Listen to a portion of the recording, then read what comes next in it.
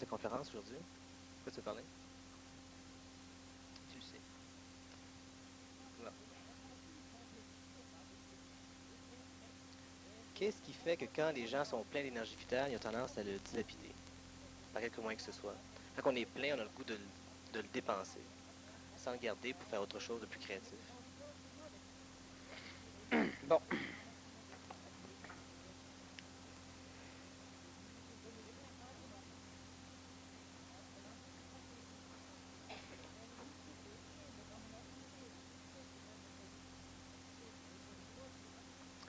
Le mécanisme que tu veux aborder là, c'est un mécanisme qui est intéressant. Une personne hyperactive a un peu trop d'énergie vitale. Il y a une personne qui est nerveuse, une personne qui a la tremblette, ou la tremblote. Personne qui n'arrive pas à dormir. Il y a différentes formes d'expression d'un surplus d'énergie vitale qui doit être éliminé par le corps. Alors pourquoi? L'hyperactivité vitale, tout le monde connaît ça. Il y a l'hyperactivité psychologique que certains connaissent, et l'hyperactivité psychologique se transpose automatiquement dans une hyperactivité vitale. Par contre, l'hyperactivité vitale, tout le monde connaît ça. Lorsqu'on est presque fatigué et à un moment donné, on a comme un regain d'énergie. On ne s'est pas couché, la fatigue est partie. On est fait, on devra se coucher 2, 3 ou 4 heures plus tard. Sachant bien qu'à notre réveil, on va être fatigué. Les personnes qui, à un moment donné, ont une tremblote, souvent avec les pieds, on écoute la télévision, on se relaxe, et on a quelque chose au niveau physique qui oblige le corps à bouger. Certaines personnes, lorsqu'elles viennent pour se coucher, ressentent comme dans un membre ou deux, comme quelque chose qui doit absolument mobiliser le membre. La personne doit bouger à un moment donné dans son lit, puis tout d'un coup, ça revient encore, et c'est même très achalant. Certains connaissent ce genre de mécanisme. L'énergie vitale, qui normalement devrait être canalisée, devrait servir à l'évolution, devrait servir à la création du globe éthérique, devrait servir à la restauration de la santé, mais qui doit être brûlée. Donc, de l'énergie vitale qui, en fin de compte, ne doit pas servir l'humain. Alors, quel genre d'énergie vitale est-ce? Lorsque la psychologie, à son insu, est manipulée à involuer, il faut comprendre que l'évolution du plan astral, pourquoi je dis que l'astral est le seul plan chez l'homme qui n'évolue pas? Parce que le plan astral est le seul plan chez l'homme qui involue. Disons pour l'instant que le plan astral est un plan stagnant. Ni involutif, ni évolutif, mais il est un plan stagnant qui n'a pas fini son involution. L'énergie astrale, lorsqu'elle va poursuivre son évolution cosmique, va donc poursuivre son involution terrestre. C'est-à-dire que l'énergie astrale ne deviendra pas mentale, l'énergie astrale doit être baissée en vibration pour devenir vitale. Le problème de l'humain, c'est que cette partie de l'énergie qui l'habite a été capable de résister à l'involution. C'est pourquoi l'âme veut évoluer. A été capable de résister à l'involution et est restée stagnante dans un plan que l'on appelle astral. Mais ça ne doit pas être pour compléter l'humain. L'évolution de l'homme global, c'est l'involution des plans astraux au niveau vital. Le corps mental, comme on l'a vu dans le séminaire sur la colère mentale, va prendre la place de l'ego, va prendre la place de l'âme, entraînant avec lui l'énergie supramentale. Alors on aura donc un humain non astralisé qui possédera quand même un corps astral, mais que ce corps astral ne sera pas coloré.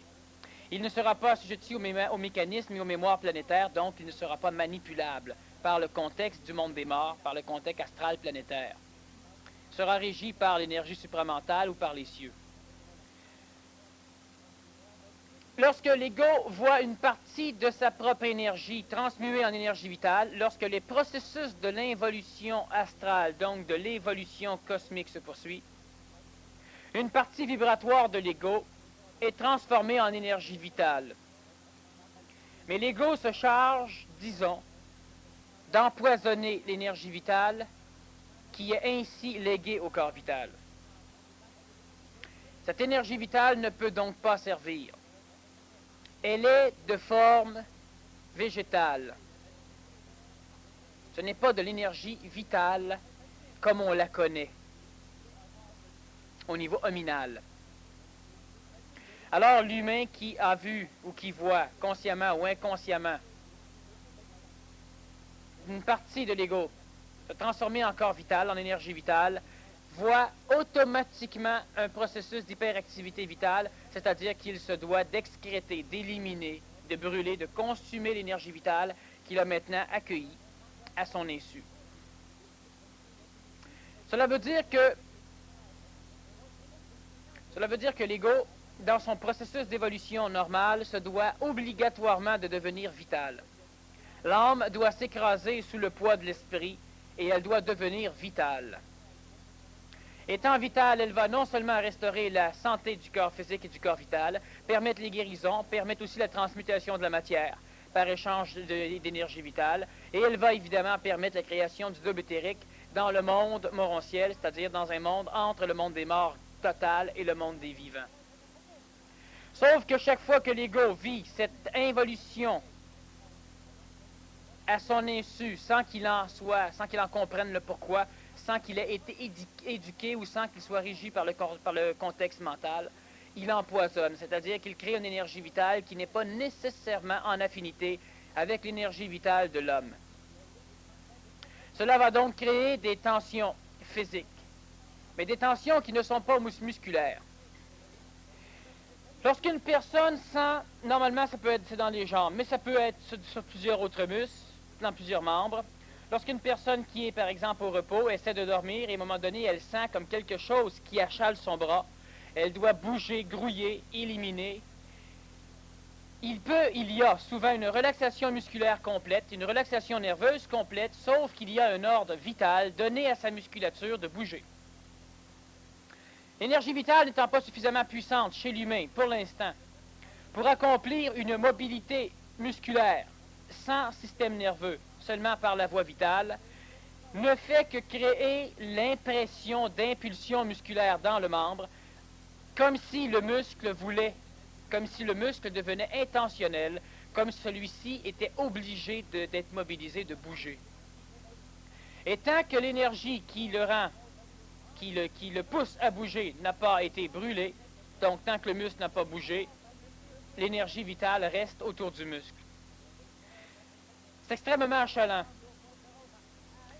Médicalement parlant, on peut guérir, c'est-à-dire qu'on peut pallier un peu à ce genre d'involution astrale par certains médicaments. Mais on ne règle jamais le problème, à jamais. Ça revient. Et c'est normal que ça revienne, ça fait partie de l'involution de l'ego. Les médicaments, qu'est-ce qu'ils font? Il faut comprendre que la majorité des médicaments n'agissent pas de par leurs molécules, de par leur atome, mais agissent de par la liaison qui régit les atomes formant la molécule. La grande majorité des médicaments vont simplement être des transporteurs de formes vitales qui vont être brisées par le corps physique humain, et la forme vitale, l'énergie vitale du médicament, étant brisée, brise aussi une partie de l'énergie vitale humaine. Lorsque l'humain absorbe, prenons l'exemple d'un virus ou d'une infection, lorsque l'humain absorbe un antibiotique, les champignons de l'antibiotique, l'antibiotique c'est des champignons microscopiques, l'énergie vitale de ce champignon, lorsqu'elle est en contact avec l'énergie vitale du virus, se mêle à l'énergie vitale du virus. Se mêlant à l'énergie vitale du virus, automatiquement, le champignon transforme l'énergie vitale du virus. Le virus ne peut plus garder sa forme, donc le virus change, est muté, est détruit dans le langage courant. Le champignon lui-même va donc être détruit s'il n'a pas eu suffisamment d'énergie vitale intrinsèque, propre à lui, et si, lorsqu'il a détruit l'énergie vitale du virus, il a vu la sienne altérée, les deux sont détruits. Alors on a besoin de prendre des antibiotiques assez longtemps pour pouvoir s'assurer la destruction vitale du virus, de l'infection, pour être précis. Bon, lorsque l'humain absorbe des aliments, il absorbe de l'énergie vitale. Sauf que cette énergie vitale ne peut être absorbée par le système digestif. Il y a une très petite partie de l'intestin grêle, du duodénum, qui est capable d'assimiler l'énergie vitale, mais une très petite partie. Étant donné que l'humain mange rapidement et que l'humain mange beaucoup, le bol alimentaire, ce qui est digéré, ne reste pas longtemps dans l'intestin grêle, c'est-à-dire dans cette partie du duodénum qui est reliée à l'estomac. L'humain va capter d'autant plus d'énergie vitale qu'il sera capable de miniser, de transformer pour que cela puisse lui servir. Il va en capter d'autant plus par la bouche qu'à la condition qu'il mange, qu'il mastique lentement. Mastiquer, c'est briser les fibres, c'est libérer les molécules. Libérer les molécules, c'est permettre aux capteurs d'énergie vitale de la bouche de pouvoir entrer en contact plus facilement avec la forme, avec l'énergie vitale des molécules de l'aliment que l'on mange. Prenons l'exemple de légumes ou de fruits crus. La mastication, elle ne sert à peu près qu'à cela. L'estomac est un muscle, il est muscularisé, il est capable de travailler en contraction, et l'estomac est suffisamment puissant pour digérer sans problème des aliments non mastiqués. Et ça n'a rien à foutre, le fait d'avaler tout rond, ça n'a rien à voir avec la création d'ulcères d'estomac. C'est la nervosité qui va engendrer l'ulcère au niveau de l'estomac, quoique la majorité des ulcères sont encore une fois dans l'intestin grêle, au début. Et ce n'est pas le fait que l'être humain mange des choses trop grosses. L'estomac travaille, s'entretient lorsque l'humain avale tout rond. Donc, ce n'est pas nécessaire.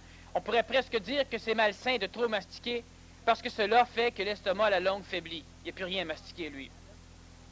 Lorsque l'humain mange vite et avale rond, n'étant pas conscient du pourquoi il le fait presque toujours parce qu'il est nerveux.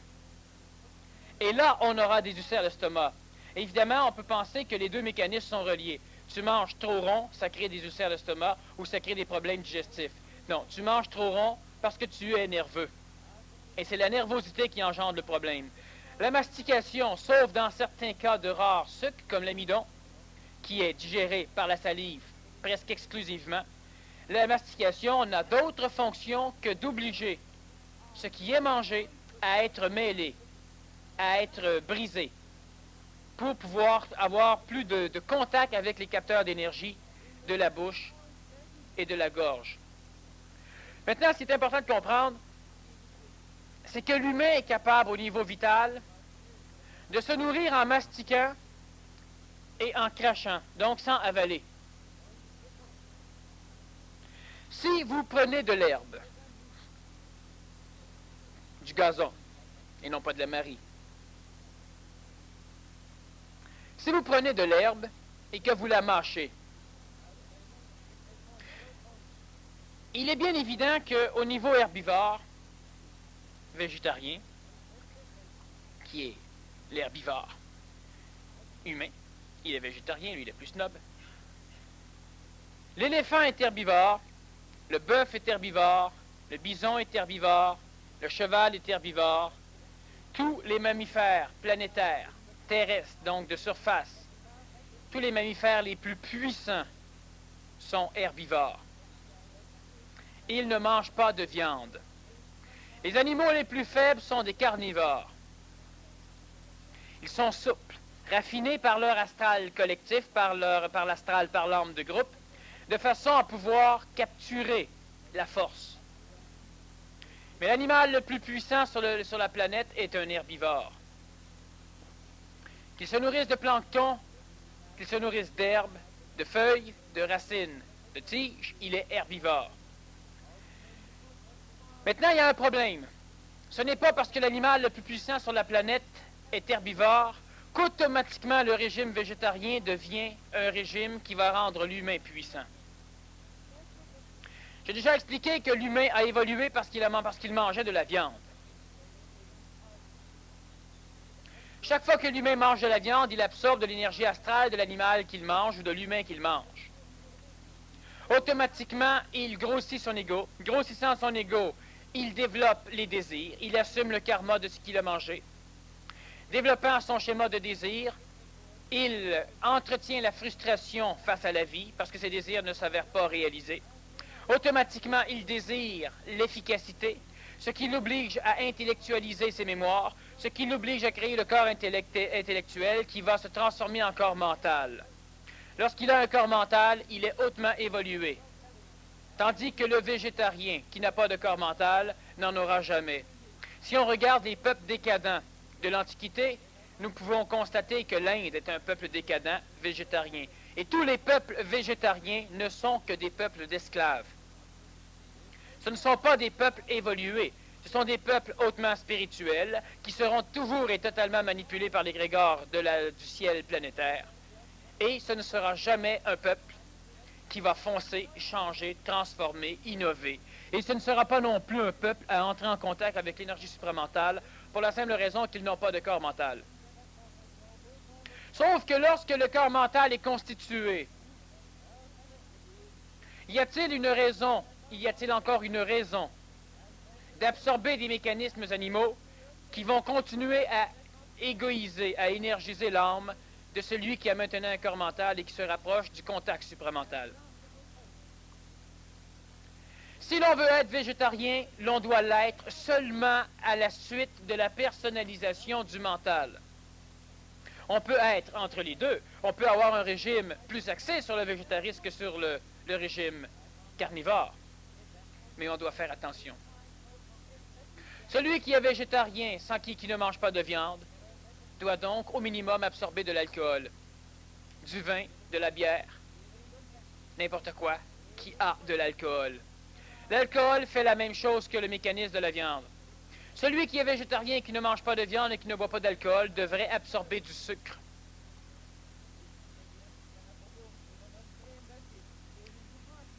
Cela aussi permet l'égoïsation, donc permet la construction à moyen terme d'un corps mental. Celui qui veut suivre un régime végétarien tout à fait pur sera toujours une personne hypersensible, hyper manipulable, une personne qui, en fin de compte, devra attendre l'évolution des autres pour arriver à être attiré.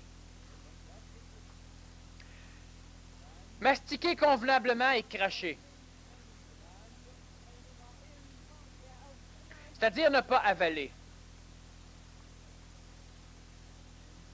Lorsque l'humain a suffisamment de minéraux, lorsque l'humain... Maintenant, je dis ceci aujourd'hui, j'aborde lentement, je veux parler de l'énergie vitale, parce qu'au niveau du PMC qui reprend cet automne, il y aura un travail immense au niveau des plans vitaux.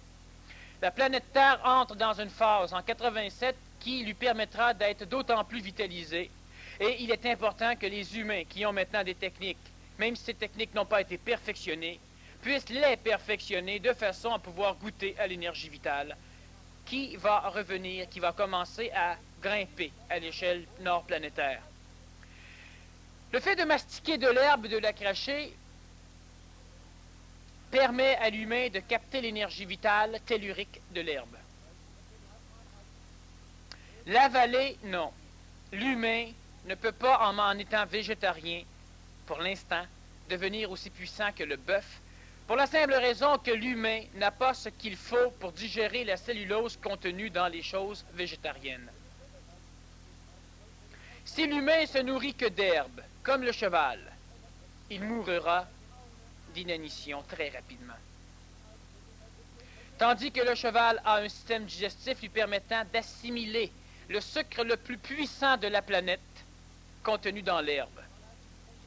Et l'humain ne le peut pas.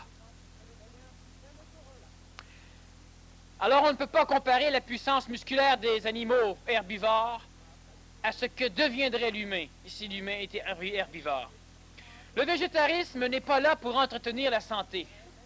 Le fait d'être végétarien permet évidemment l'élimination d'un paquet de toxines accumulées par l'alimentation carnée. Le végétarisme, pour l'instant, doit servir beaucoup plus de cure que de régime alimentaire annuel, à vie, pour l'instant. Le régime végétarien, il est bon et l'humain va tendre de plus en plus à devenir végétarien. L'humain qui aura un corps mental personnalisé. l'humain qui aura un vrai corps mental, l'humain qui ne sera pas sensible. Il ne faut pas adopter un régime. Il faut bien comprendre que le régime végétarien n'est pas un régime qui va aider l'humanité. C'est un régime qui va devenir automatique chez l'humain lorsque l'humain n'aura plus besoin d'un régime qui l'a aidé à évoluer. Le régime végétarien n'est pas un régime qui aide l'évolution. Le régime carné est un régime qui aide l'évolution. À l'origine, l'humain était végétarien. L'animal. Lorsque l'animal est devenu humain, il a lentement été transformé, muet, et il est devenu omnivore. Omnivore, cela veut dire qu'il est capable de manger des fruits, des légumes, de la viande, des noix, des céréales, à peu près tout. Comme l'ours, comme le singe. Le régime carnivore est un régime qui permet à l'homme de pouvoir évoluer. Qui, dans les animaux, dirige la planète? Les carnivores. Les chevreuils ne font pas la loi dans nos forêts. Les loups la font. Les coyotes la font. Les pumas la font. Les lynx la font. Mais pas les chevreuils. Pas les orignales. Et c'est partout sur la planète. L'herbivore a peur. Le carnivore domine et dirige. Le carnivore a automatiquement la faculté d'intellectualiser, de légiférer sur son expérience mémorielle. Il a la pensée beaucoup plus vive et beaucoup plus rapide que l'herbivore ou le végétarien. Une personne peut dire, moi, ça fait 2 ans que je suis végétarienne et je me suis jamais senti aussi bien. Oui. Parce qu'elle a une évolution carnée et parce qu'elle a éliminé les toxines, l'évolution carnée ou l'évolution amenée par le régime carnivore, maintenant apparaît. Sauf, même si elle ne s'est jamais sentie aussi bien, sauf que son évolution va être bloquée.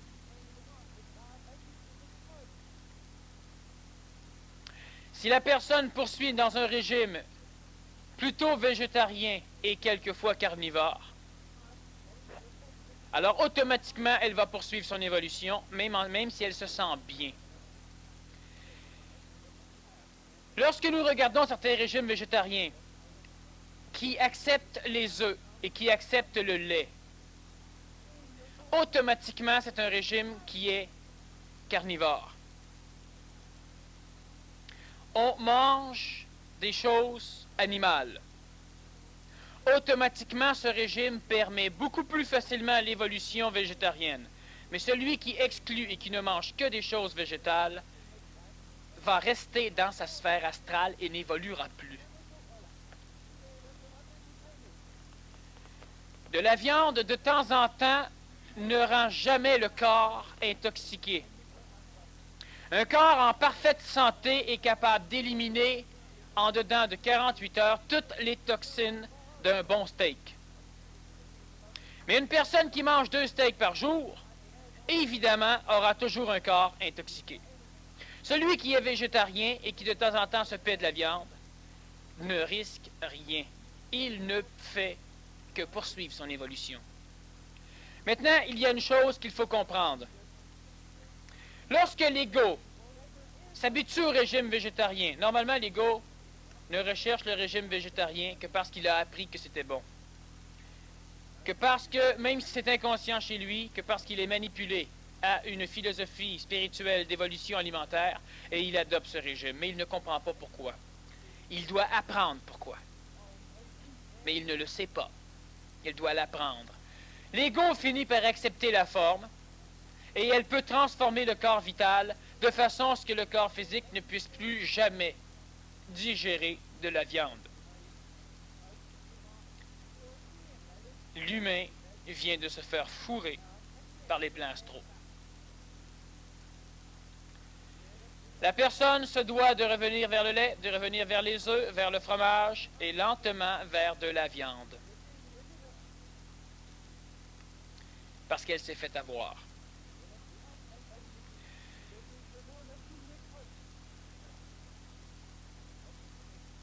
L'énergie vitale entoure toute chose.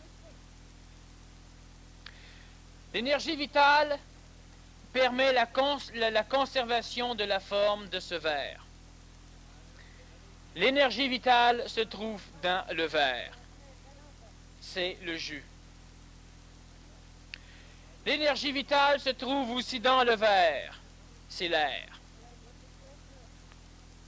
Et lorsque l'homme est capable de faire le vide d'air, il reste de l'énergie vitale. On ne fait pas le vide d'énergie vitale. En dessous de mon verre, entre le verre et la table, il y a de l'énergie vitale. Entre le récipient et le verre, il y a de l'énergie vitale. Entre moi et Richard, il y a de l'énergie vitale. Au-dessus, en dessous, en avant, en arrière, à gauche et à droite de Richard, il y a de l'énergie vitale. Entre ses pieds et la plateforme, il y en a plein.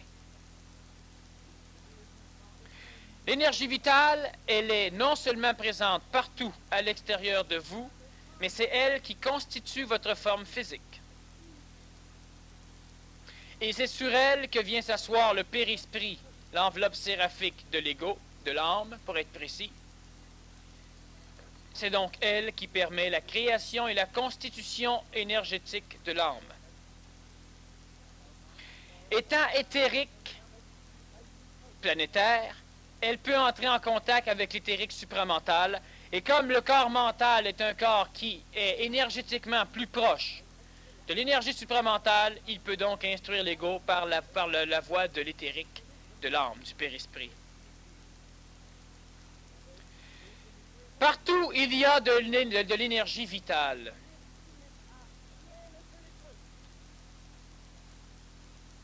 L'eau a la faculté de capter l'énergie vitale. C'est pourquoi l'être humain salive. Et lorsque l'être humain mâche et brise les molécules de ses aliments, la salive absorbe l'énergie vitale. Et lorsque l'humain est capable de mastiquer suffisamment longtemps, la bouche va aussi l'absorber.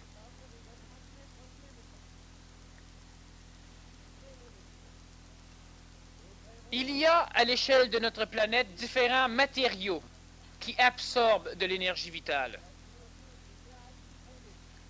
Et vous devez apprendre quels sont ces matériaux pour pouvoir vous en servir.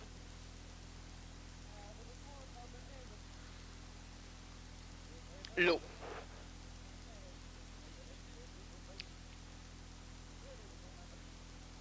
La laine.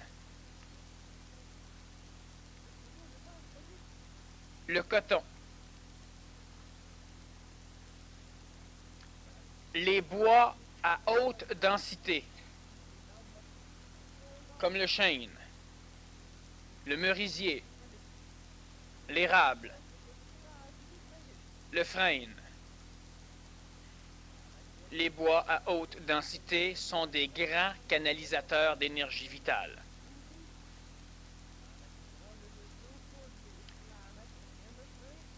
Les cheveux.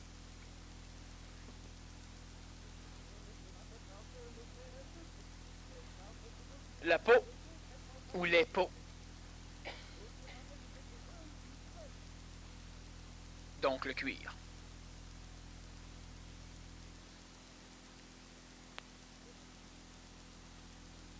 L'énergie vitale, elle permet ceci. Elle permet la constitution d'une forme et la mémorisation de la forme, donc le verre garde sa forme. Elle permet une forme, la constitution, lorsqu'elle est plus évoluée d'une forme qui sera capable d'être malléable tout en restant elle-même. Est-ce qu'on pourrait m'apporter un crayon et un verre d'eau?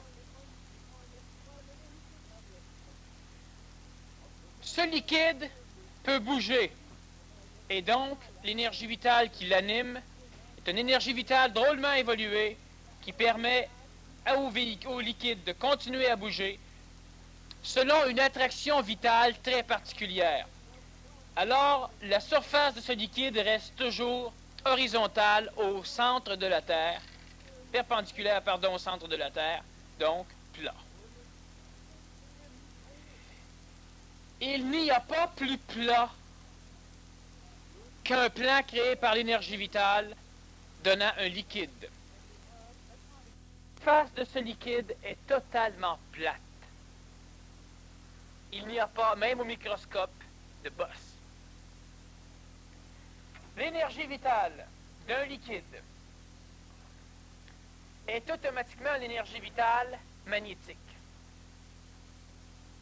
Merci. Passe-moi le verre.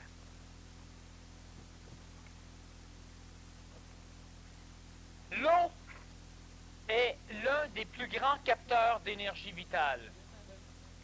Si je verse l'eau, l'eau coule.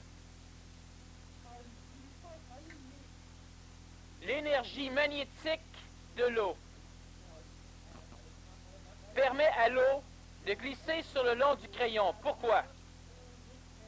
Pourquoi l'eau glisse le long du crayon et pourquoi l'eau ne tombe-t-elle pas à terre?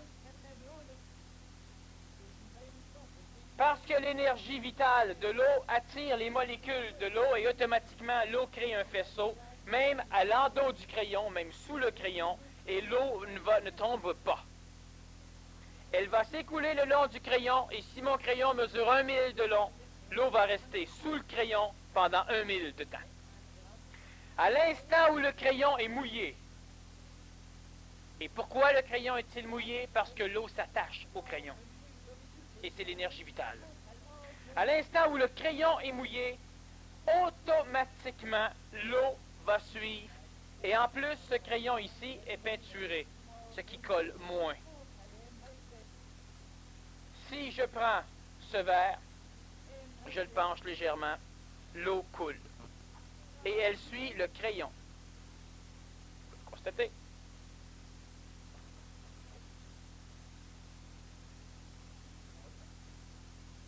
Lorsqu'il pleut et que vous êtes en auto, vous avez déjà constaté que lorsqu'une goutte était passée, que tout le reste de l'eau passait par le chemin de cette goutte. Ça crée un chemin, un canal, et l'eau coule le long de ce canal. Si vous faites une ligne là-dessus, automatiquement l'eau va s'éparpiller le long de votre ligne et il va se recréer d'autres canals. L'énergie vitale, c'est quelque chose de tangible. C'est magnétique, ça attire.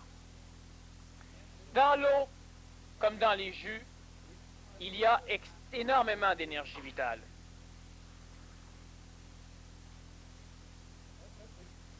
Si je prends de l'eau de source, je vais, comme à Montebello, ou à côté du chalet, il y a une source souterraine qui sort, je prends un verre d'eau. Je mets un bâton sur le verre, je fais couler. On n'aura pas du tout le même écoulement qu'avec cette eau.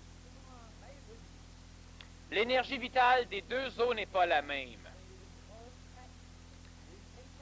Si je magnétise pendant 5 minutes ce verre d'eau, je le laisse ici. La semaine prochaine, quand vous allez repasser, vous allez pouvoir boire l'eau. Si je prends ce verre d'eau, je le divise en deux. Je magnétise celui-ci. Dans 1 mois, celui-ci va être brun et noir, et celui-ci va toujours être buvable.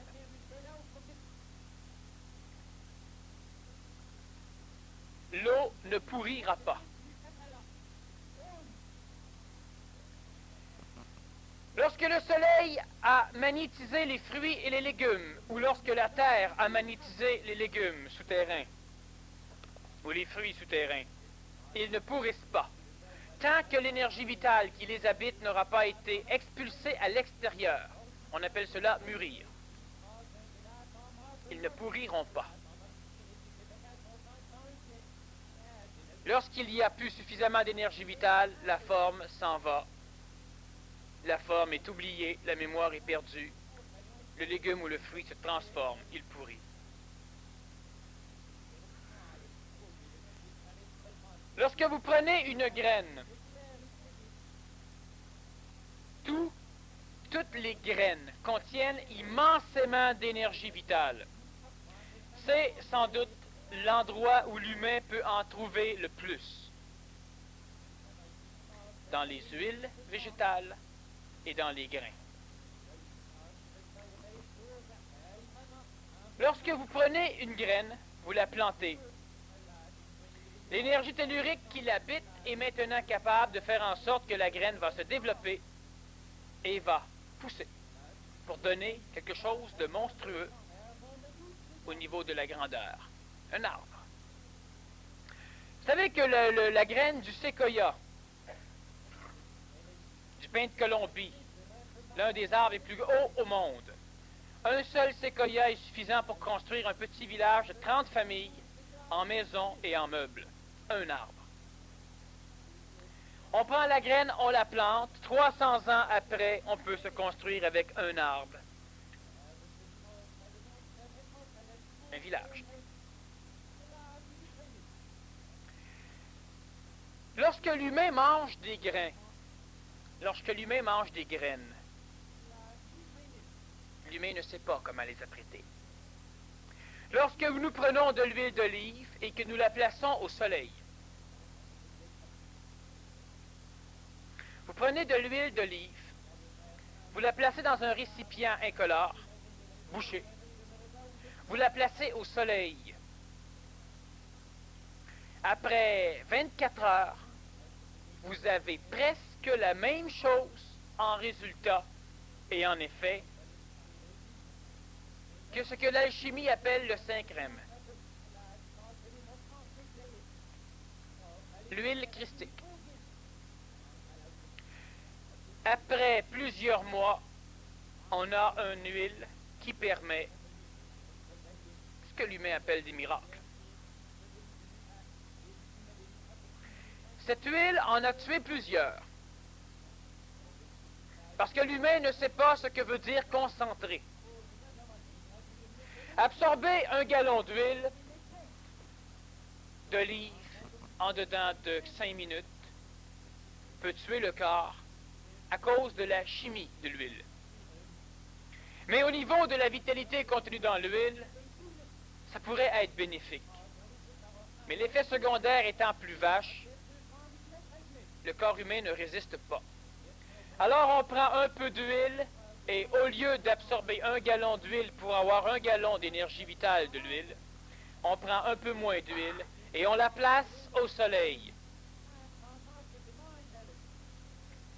Énergisée par le soleil, alors automatiquement, l'huile concentre l'énergie vitale ionique du soleil, ce qui fait qu'à un moment donné, on en prend une goutte. Et on a le contenu d'un gallon en énergie vitale de l'huile.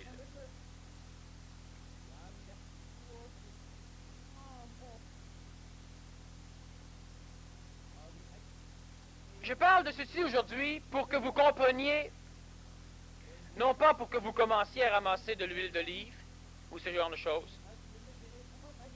Certains vont le faire, ça ne sera pas nécessairement mauvais, mais il faut faire attention, c'est à vos risques et périls. Mais j'en parle surtout pour que vous compreniez la puissance et l'utilité des énergies vitales.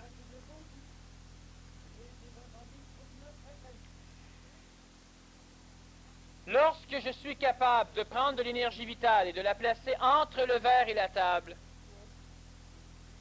automatiquement le verre lève. Lorsque je prends mon énergie, le verre redescend. Il y a un interprétateur actionnel dans chacun de vous. Lorsque l'être humain pense, il pense dans son âme, il pense dans le monde des morts, il pense dans la mémoire, il pense dans le passé, il pense dans la pensée. Pensant dans la pensée, cette pensée, non seulement n'est qu'expérientielle et n'est pas existentielle, n'est pas réelle. En plus, cette pensée est d'ordre astral, donc elle n'a aucun pouvoir sur rien d'autre que l'ego. Alors, par la pensée, je ne peux pas faire bouger quelque chose. Je dois penser. Un mécanisme hautement vital à l'intérieur de mon cerveau, qui s'appelle un interprétateur actionnel. Celui qui interprète la pensée pour la régir en action. Capte la pensée. Cet interpréteur ou interprétateur est séraphique. Donc, il est relié au périsprit de l'âme. Captant la pensée, il va l'interpréter, la décoder, la transposer et envoyer les impulsions vitales et nerveuses de façon à ce que mon corps puisse bouger. Le seul pouvoir de la pensée pour l'instant chez l'homme normal ou l'homme ancien et transitif est de pouvoir faire bouger le corps. Et le corps peut lever les choses. Lorsque d'ici peu, certains du PMC auront suffisamment de contrôle sur leur corps vital et sur l'énergie vitale environnante, ils seront capables de faire bouger le corps sans passer par le système musculaire. Alors, ils pourront lever le corps, mais les muscles ne seront pas contractés. C'est la première partie du contrôle de l'énergie vitale extérieure. Alors, ils pourront prendre une valise d'une tonne et, levant le bras, lever la valise. Alors, ils auront une puissance apparemment musculaire qui dépassera de beaucoup ce que l'humain normal connaît. En Italie, en 1956, un tracteur de plusieurs tonnes s'est renversé sur un jeune enfant. Lorsque sa mère l'a vu, elle s'est gorochée. Elle a soulevé le tracteur, elle l'a remis sur ses 4 roues et elle a sorti son enfant.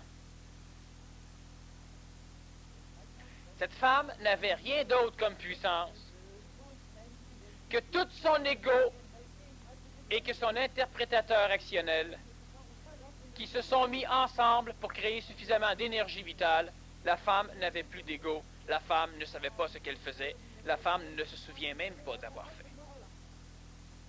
Alors automatiquement, elle avait la puissance nécessaire pour placer suffisamment d'énergie vitale entre le sol et le tracteur en plaçant ses mains et soulever le tracteur. Sur le métropolitain, il y a quelques années de cela, lors d'un accident, un noir est arrêté. Il a traversé la clôture centrale du métropolitain. Il a arraché la porte de l'auto accidentée. Il a relevé le toit. Il a arraché le volant et il a sorti la personne d'un auto qui était en train de brûler.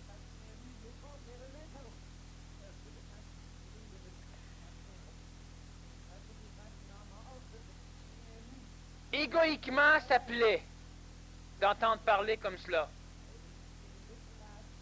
Et tant qu'il y aura de l'égoïquement, du plaisir, vous ne pourrez pas y arriver.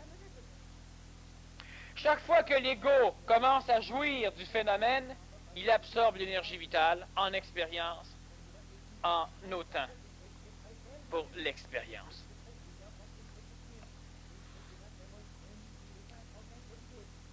L'énergie vitale, elle vous habite.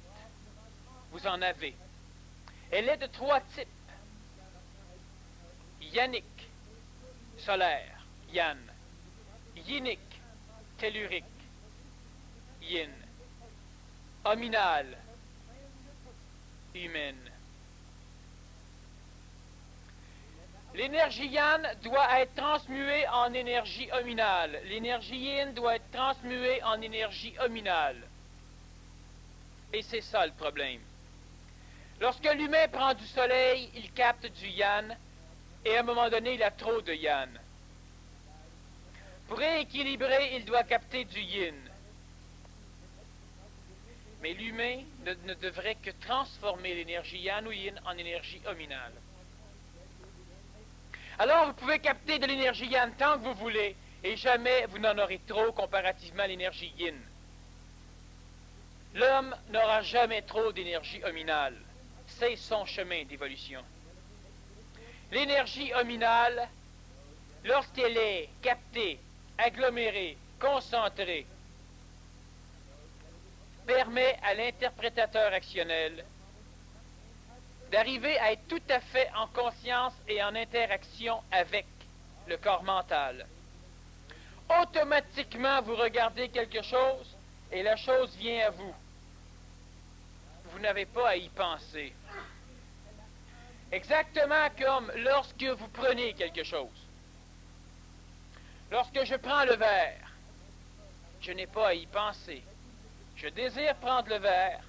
Instantanément, le deltoïde se contracte, le biceps se contracte, les extenseurs de la main se contractent, le pronateur bouge, les muscles de mon dos vont travailler, le supinateur va bouger, le pronateur dans ce cas-ci.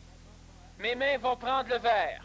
Je vais analyser le poids du verre ainsi que sa résistance de façon à ne pas écraser le verre. Alors, je prends le verre, juste ce qu'il faut, je suis capable de le conserver et je ne pense plus. Le pectoral se contracte, le verre revient, le deltoïde reste contracté, donc stimulé sans arrêt. Biceps aussi, tous les muscles de l'avant-bras, les muscles des doigts, l'opposeur du pouce pour pouvoir contenir le verre. Je l'approche de mes lèvres sans rien analyser, sans rien penser. Je dois contracter le reste, je dois boire. Au fur et à mesure que je bois, je dois avaler pour ne pas envoyer l'eau dans mes poumons. Je n'ai aucun problème. Je redépose tout cela. En même temps, ma colonne restait contractée, ma tête restait contractée. Je pouvais observer les choses, rester conscient, sans avoir à y penser. L'interprétateur actionnel, c'est ce qu'il fait. Une partie de celui-ci vibre au niveau du cervelet. La grande partie vibre au niveau du cortex, là où l'intellect n'est pas. Je détecte égoïquement une mauvaise position du corps ou une fatigue musculaire. Automatiquement, cela arrive à mon ego. L'ego expérimente d'une façon qu'il n'aime pas. Il n'a pas à penser plus. L'interprétateur actionnel actionne le corps et le place d'une nouvelle façon, de façon à ne plus stimuler l'ego. Continuellement. Tout ce que vous faites, musculairement parlant, n'est pas régi par votre pensée. C'est régi par l'interprétateur actionnel.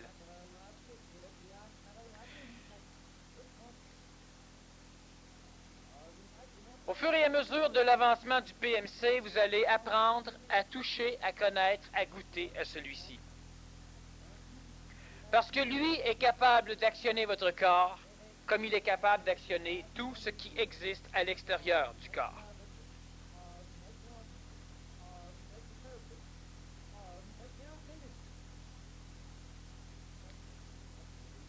La guérison, la gestation, l'antidouleur, non pas la non-perception de la douleur, l'élimination de la douleur, donc la cure, ou l'ajustement, comme lors d'un accouchement. Mouvement d'objet à distance, protection. Lorsque je parle de mouvement d'objet, je parle aussi du mouvement du corps. Télékinésie, psychokinésie, lévitation. Mutation atomique des constituants de la matière. Je prends l'or et je prends le plomb. Le plomb a un électron de plus que l'or. J'élimine l'électron, le plomb se transforme en or. Je prends l'hélium, je prends l'hydrogène. Un électron les sépare. Je rajoute ou ôte un électron. Je crée. Je transmute. Tout cela fait partie du domaine du possible. La seule chose qu'il y a, l'humain doit connaître l'énergie vitale nominale et l'humain doit contrôler ou doit connaître mentalement l'actionneur corporel, l'interprétateur actionnel. Lorsque l'humain prend un grain, il le mange, il le mastique et il l'avale. Il doit s'arranger pour fonctionner de façon à ce que l'énergie yang ou yin de ce grain soit transformée en énergie luminale. Sinon, il a beau être végétarien, il ne sera pas plus puissant. Il aura un corps en meilleure santé parce que moins intoxiqué. Mais il n'accumulera pas, il ne sera pas capable d'accumuler de l'énergie. Si quelqu'un le fait et qu'il ne sait pas comment, ça ne change rien. Il ne peut pas en accumuler suffisamment. Cet automne, vous allez travailler sur le perfectionnement, quel que soit le PMC, sur le perfectionnement des techniques. J'expliquais dans certains PMC que l'énergie vitale tellurique étant suffisamment manquante, présentement, la majorité des techniques ne permettaient pas aux pratiquants d'accumuler de l'énergie vitale. Ça lui permettait de cesser d'empirer, mais ça ne le réorganisait pas nécessairement. 87. Ça va commencer cet automne, vers le mois d'octobre de toute façon. 87. L'énergie vitale de la planète au niveau du nord de l'hémisphère nord recommence à s'accentuer. Les techniques doivent être perfectionnées parce qu'à partir de ce temps, elles auront un effet chez l'humain. La démarche flottante sert surtout à la perception et à l'extension du corps vital, donc de l'énergie vitale. Lorsque l'humain est capable, en passant sa main, de détecter les objets les yeux fermés, c'est proche du temps où il pourra les actionner. À quoi ça sert d'actionner un objet? Ça ne sert pas à plaire à l'ego. Ça sert à économiser l'énergie. C'est intelligent. Il faut beaucoup plus d'énergie vitale transformée en énergie musculaire pour lever ou bouger quelque chose qu'il en faut à l'énergie vitale seule à le bouger. Exactement comme si vous prenez un bœuf. Vous mangez un bœuf. Mais pour pouvoir être nourri du bœuf, le bœuf a dû manger des champs et des champs de foin et d'herbe pendant des années.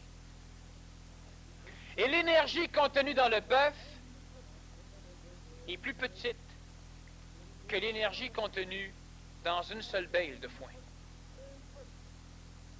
Mais pour que vous puissiez manger suffisamment d'énergie dans le bœuf devra manger des milliers de bêles de foin. L'être humain prend une cuillerée de plancton par jour et ça le nourrit. Mais lorsqu'il mange du poisson, il doit manger beaucoup plus de poisson. Et ce poisson représente des tonnes de plancton. L'énergie vitale, c'est la même chose. Pour que l'humain puisse bouger, disons, des tonnes d'énergie vitale ont dû être transmuées en corps physique, en énergie. Mais pour que l'humain puisse vitalement contrôler une chose à distance, ça demande 1000 fois moins d'énergie. Alors, ça fait donc partie du processus même de l'intelligence de l'évolution de l'humanité que d'arriver à avoir un contrôle mental sur l'interprétateur actionnel. Pourquoi l'humain égoïque ne l'a pas? Parce que les désirs de l'humain sont tellement dangereux que s'il aurait cette puissance au lieu d'avoir du pouvoir, il aurait détruit depuis longtemps l'humanité. Il attirerait à lui les planètes pour les contempler. Il créerait des montagnes, il bougerait la terre, il détruirait des ennemis. Il bâtirait des maisons, des édifices, des temples, des églises, des châteaux. Il transmuterait les animaux pour voir ce que ça donnerait. Il s'amuserait comme un fou. Il ne pourrait pas faire autrement. Il serait fou. Des questions? L'interprétateur actionnel et l'astral, tu dis qu'il fonctionne toujours. Mais supposons une personne est en avant, Puis, comme le sentiment, vu qu'elle est gênée ou pognée, qu'elle bouge pas, même si elle se sent mal. Il n'y a pas de pensée qui va la faire bouger ou d'action qui va la faire bouger. Non, si la personne, elle est assise, elle a le stress, puis elle se dit, il faut que je parle, elle pense, elle ne sera pas nécessairement capable de parler. La personne se met à transpirer, elle dit, il faut que j'arrête de transpirer. Elle ne sera pas capable d'arrêter de transpirer. L'interprétateur actionnel est intimement relié à l'ego. Lorsque l'ego pense, ça va. Mais lorsque la grande partie de l'ego subit un choc, vit une émotion particulière, l'interprétateur actionnel interprète cette émotion. L'interprétateur actionnel va interpréter que ce qui est vécu par l'humain. Lorsque la pensée apparaît, sans rien d'autre, ça va. Si l'émotion apparaît, l'émotion est toujours plus puissante que la pensée chez la majorité des individus. Alors automatiquement, l'interprétateur actionnel interprète l'émotion. L'émotion s'exprime donc par le corps avec une accélération cardiaque, une manipulation du système endocrinien. Ce que l'humain peut arriver à faire s'il a un mental relié à l'interprétateur actionnel. Tu peux accélérer ton cœur comme tu veux. Tu peux avoir la chair de poule. Tu peux faire ce que tu veux avec ton corps.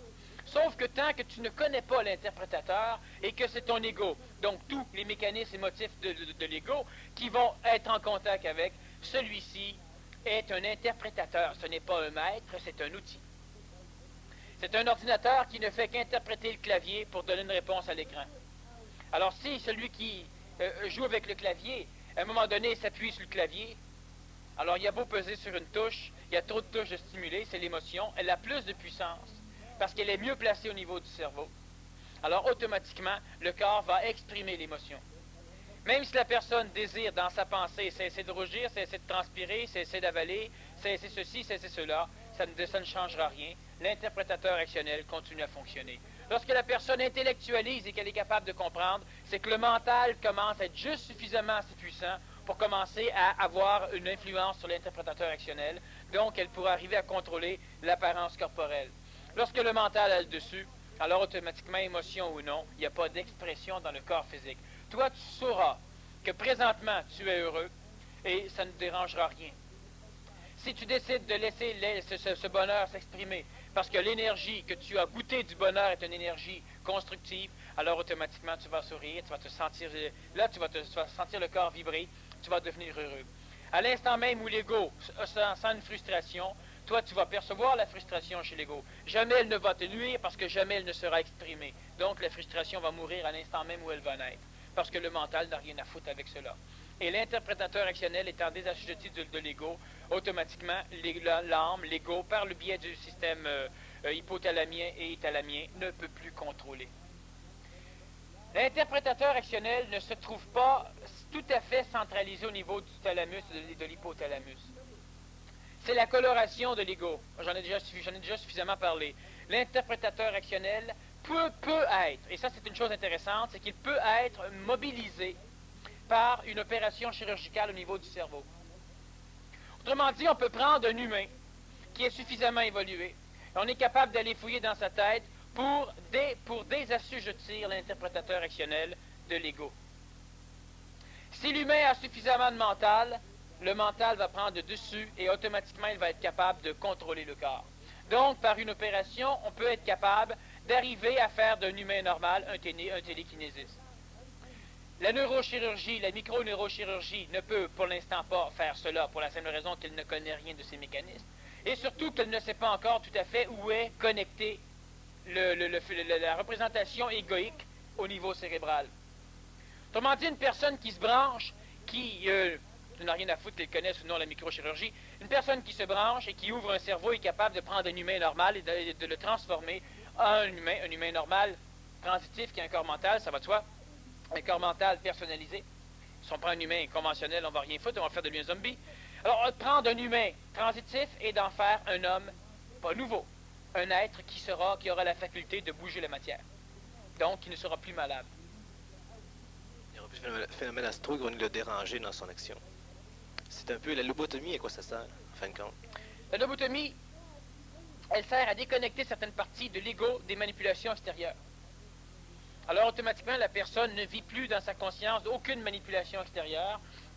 Sauf que la lobotomie, elle a aussi, dépendant d'où on va aller le lobotomiser. Pour ceux qui ne savent pas, la lobotomie, c'est une intervention cérébrale qui permet au chirurgien de sectionner certaines parties du cerveau pour rendre, on ne fait plus ça aujourd'hui, ou enfin très peu, pour rendre des personnes qui ont des déficiences mentales dangereuses, pour les rendre dociles. Alors si on a une personne qui, normalement, en déficience,